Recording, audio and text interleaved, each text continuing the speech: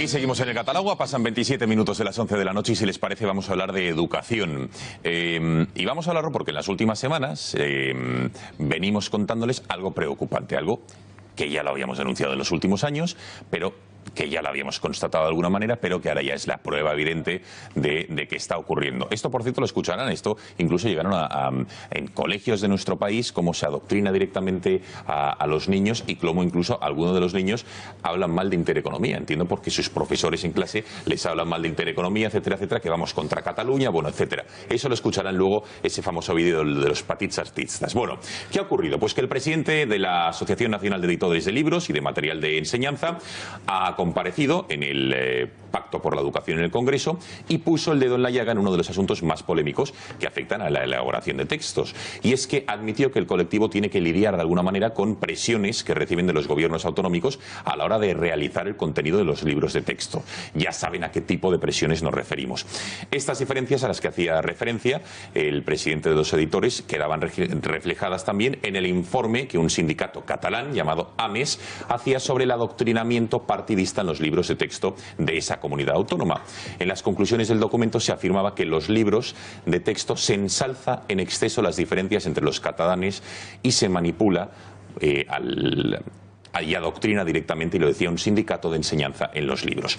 Vamos a recordar qué es lo que se decía ese informe de AMES al respecto de la enseñanza en Cataluña, con ejemplos concretos de extractos de libros que en este curso, en sexto de primaria y en otros cursos en geografía y en historia. Lo vemos.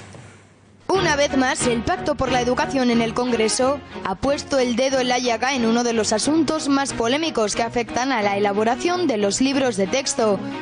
Según el presidente de la Asociación Nacional de Editores de Libros y Material de Enseñanza, José Moyano, este colectivo tiene que lidiar a diario con las presiones que reciben a la hora de ajustar los contenidos a los decretos autonómicos sobre esta materia y que varían especialmente dependiendo de quién esté en ese momento en el gobierno. Por ejemplo, cuando elaboran un libro sobre geometría en Andalucía tienen que salir los azulejos de la Alhambra porque estamos en Andalucía. Hasta ese punto hemos llegado. ¿Y con qué material enseñan en Cataluña? En la mayoría de los libros, a España como tal no le dedican ninguna página, tan solo se refieren a ella como nación y sus intervenciones respecto a Cataluña son de confrontación. A los alumnos de quinto de primaria también les enseñan la organización de Cataluña sin ninguna referencia a España ni a la lengua española. Es decir, no encontramos ninguna mención al Congreso de los Diputados, ni al Rey, ni al Gobierno de España. Estas diferencias a las que hace referencia el presidente de los editores han quedado reflejadas en un informe que revela el adoctrinamiento independentista en los libros de texto de Cataluña, donde España es prácticamente invisible en el relato histórico y geográfico que ofrecen.